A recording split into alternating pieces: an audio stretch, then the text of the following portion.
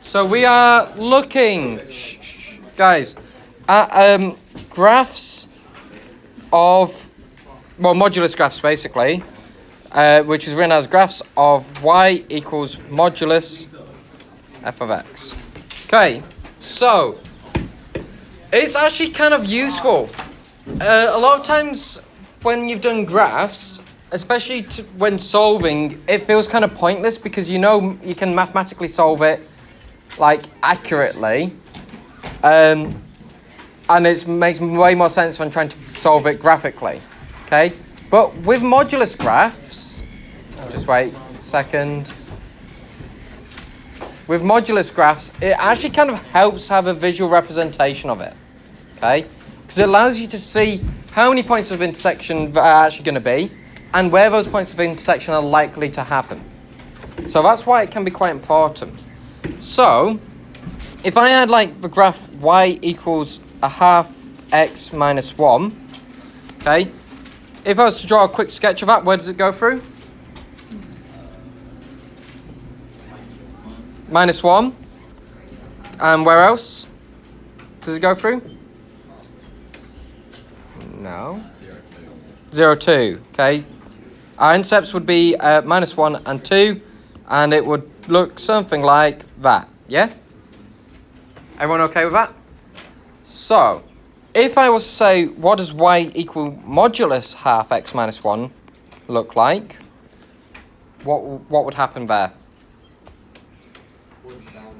It would bounce. I like the term bounce, that's the exact word I would use. Where would it bounce? 2. At 2. Why would it bounce at 2? It can't go negative. All the negative solutions of y equals a half x minus 1, all of those negative solutions down here become positive. So it bounces. It basically reflects that part of the graph in the x-axis. Okay? So where would it go through? It would go through 1 on the y-axis. Okay. So it looks something like that. Okay?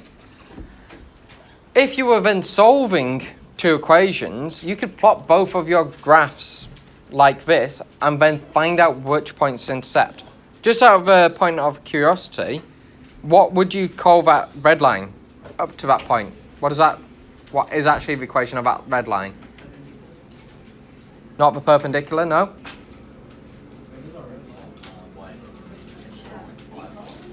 Yeah, it's just the it's just the opposite. Okay? So if you've got y equals a half x minus 1, guys, the modulus version of it will be using y equals a half x minus 1, as we do, as we have, as well as y equals negative a half x plus 1. Okay? At the point at which it, as so eloquently put, was bouncing. Okay? Does that make sense? So this section down here wouldn't exist anymore. That section's gone away. Done. Okay? So, what else can we look at? Oh, there's a worked solution one. I don't particularly care about the first example. I'm on page 7, by the way, in case anyone's not there. So the first example they have in the book is y equals mod 2x minus 1 and y equals 3. So we've just drawn a bouncing line and then a straight line going across to solve for the 2 points of intercept. Okay, bit basic. With the second one, even that's a bit basic. So they've got the question, which is mod x minus 4 is equal to 2x plus 1. And you can solve it graphically by just saying each side is y. So y is equal to mod x minus 4. And y is equal to 2x plus 1. So that gives you a graph 2x plus 1. So that goes through 1. It goes up every 2. So it's going to cut through here at negative a half. At 1 it will be at 3, sort of thing. It's going to look something like that. Okay, obviously you're going to draw more accurately in your test. Please draw it accurately and use a ruler to draw your lines. Don't just draw it freehand like I have. Or, depending on the question. If it's a question which says draw it, draw it properly. If it's a question which is just what's the answer to this, yeah, you can draw a freehand sketch to one side. I think technically if you draw an accurate sketch, it might be able to be used as a solution. You might be able to use your solutions from an accurate sketch as the answers to the question. However, I would still solve it mathematically to one side as well. Anyway, so that's y equals 2x plus 1. All right, and then all I have to do is draw y equals mod x minus 4. So normally that would cut through down here at minus 4, but now it's going to cut through up here at positive 4. The x-intercept, would be at 4, because at what point would it be 0? Y equals 0 would be when x is equal to 4. Yeah? Everyone okay with that? No? I've got squinty eyes. Everyone good? Right. And then I would just draw a line there and a line there. Assuming I've drawn it accurately, which I've not, this point here would be our point of intercept. Okay? The actual point of intercept is 3. Okay? But what this shows you is that there's only going to be one answer to this equation. Okay, why is there only going to be one answer to this equation? But visually here they only meet at 1 point. But if I was to continue 2x plus 1, would it ever make contact with my modulus graph? Why not?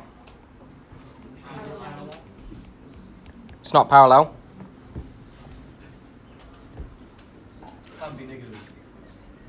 What? Well, I suppose if this graph was to go down, you'd potentially have a negative one.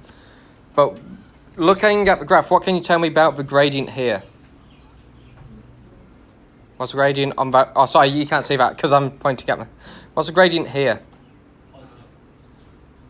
1. My gradient is 1. Okay, positive. Right, my gradient there is 1. What's my gradient on the black line? 2. So this line's always going to be steeper than this one. Okay? Sorry, this line is always going to be steeper than that line. Yeah? So it's always going to be above this line here. So I know it's never going to meet. I could have a different line, such as a half x plus 1. Half x plus 1 would meet at 2 points. Okay, it would go across like that. Okay? So it's inspecting that gradient. Any gradient here greater than 1 would only give one intercept. Okay? Because if the gradient is greater than 1 on this graph here, it's always going to be steeper than this part of my graph. Any gradient below 1 here, until 0, until 0, would meet at 2 points. Because if the gradient here was like 0.9, yes, it may only meet here visually on my graph at that point, but because it's a lower gradient than my other line, this one over here, eventually, because that one's steeper, the other one's going to eventually meet it at some point. Exactly the same would be parallel. Greater than, it's never going to meet, it's going to diverge away. Less than, it's going to converge towards a point. Okay? Cool? So there's a bit of visual inspection and thought that goes into these questions. Okay? At that point, I could solve this, actually. You know how I've said, oh, you can draw a sketch and then you can use that to help you solve it? What is the equation of the line that's actually meeting? So it's meeting here. We've got y equals 2x plus 1. What's the equation of the other line? 4 minus x. And then I can just solve that linear equation. Because I know it's meeting my line y equals 4 minus x. It's meeting my line y equals 2x plus 1. So I can just say 2x plus 1 equals 4 minus x. 3x is equal to 3. X is equal to 1.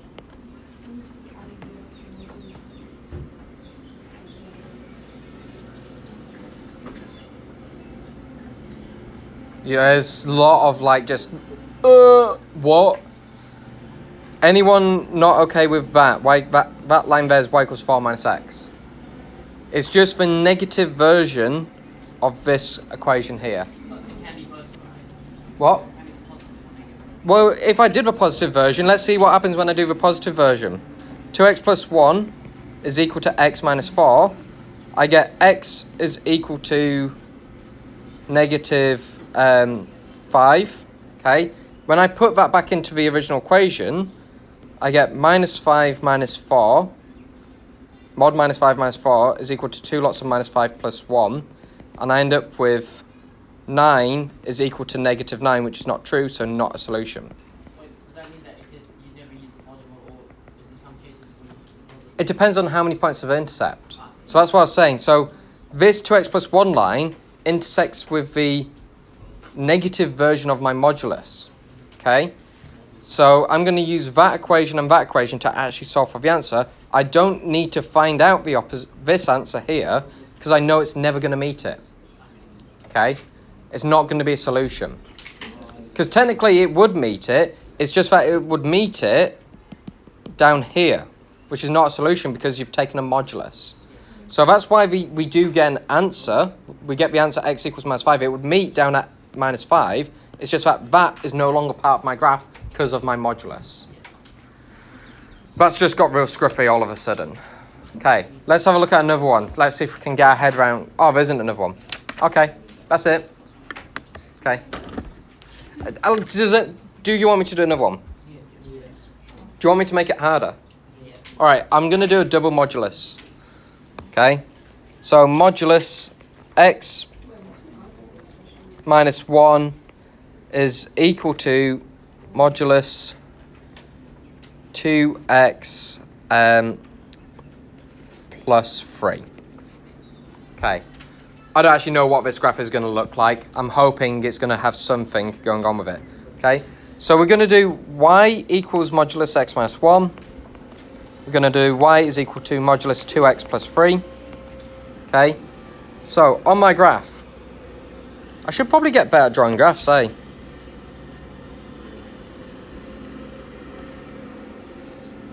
Okay, so my y equals modulus x minus 1 would have crossed at minus 1. No longer is going to cross at minus 1. Where's it now going to cross? 1. Positive 1, yep. Okay, and it would bounce at what point?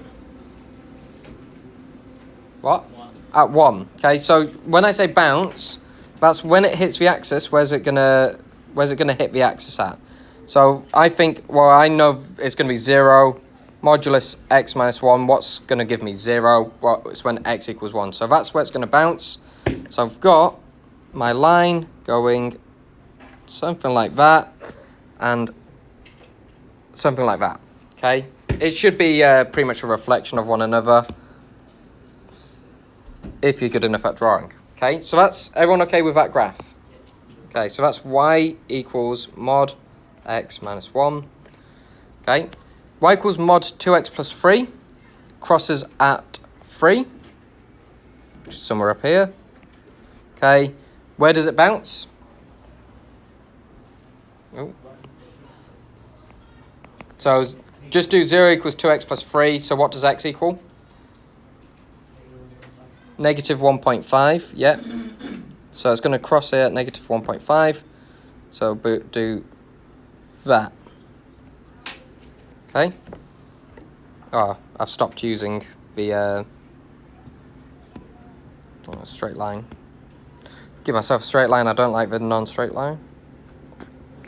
Okay. And it's going to do something like that. Okay. So visually on my graph, I can see definitely one point that crosses. Yeah? Which is there. Yeah? Is there going to be another point? Yeah. Yes, there will be. Okay, it's just that I've not continued these graphs on enough. But there'll be another point somewhere over here. How do I know that's going to be the case? Because the gradient here is 1. Well, negative 1. The gradient here is negative 2, which means that the gradient here is steeper, so it means that's going to eventually converge into that point. Okay? So you've got to visually think, well, because my red line here is steeper than my black line here, eventually there's going to meet at another point further down. Does that make sense? Okay, so when I'm trying to solve this, I'm going to think of the parts of my graph. Okay, let me just actually get this here away, because that's going to get in the way.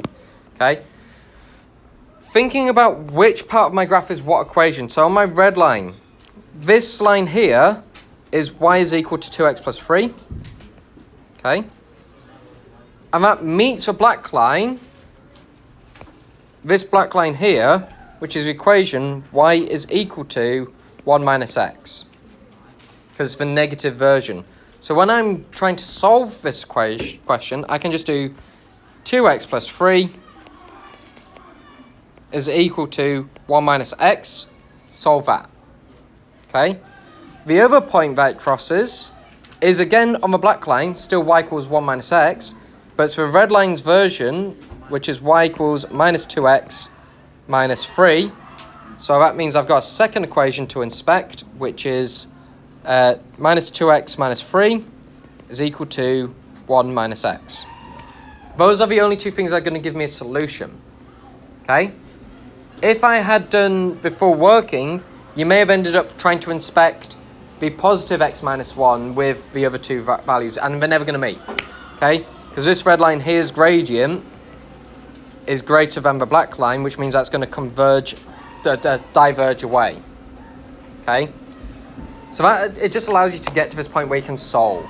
I think, personally, this makes way more sense than the stuff we were doing yesterday where we squared both sides, found the solution that way. This is the visual understanding of what's actually going on. Okay? And then you just solve those two. I'm not going to solve a linear equation because you are 13 Cambridge. Cool? Yep. Done. I'll leave that picture on the board. Frozen.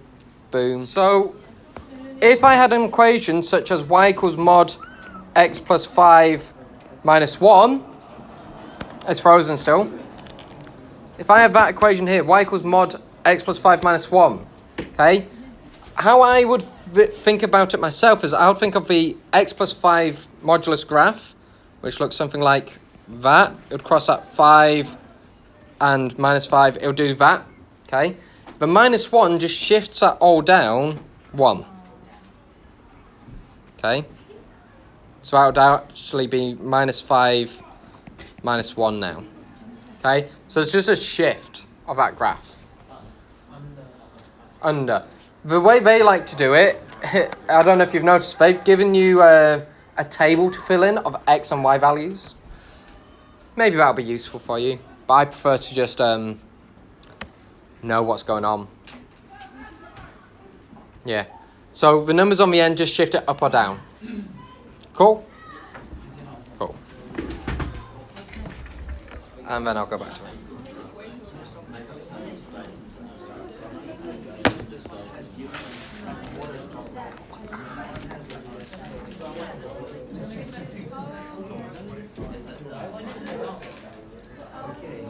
You okay?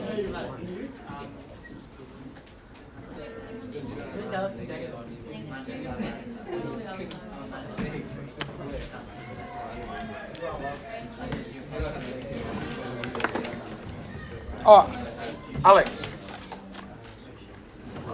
I don't know why I didn't give this to you yesterday. Why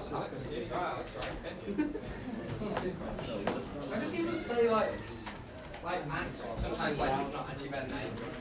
When that's just someone's name, like confused. That's kind of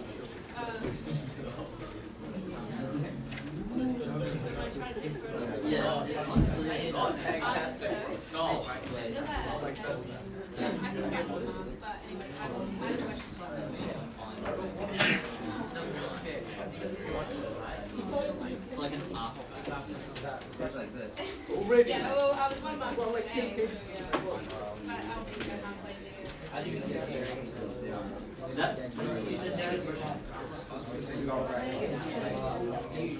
so That must have been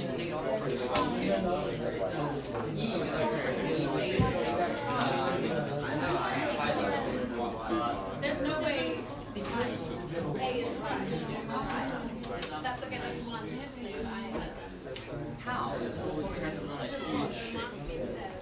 Would that have folded?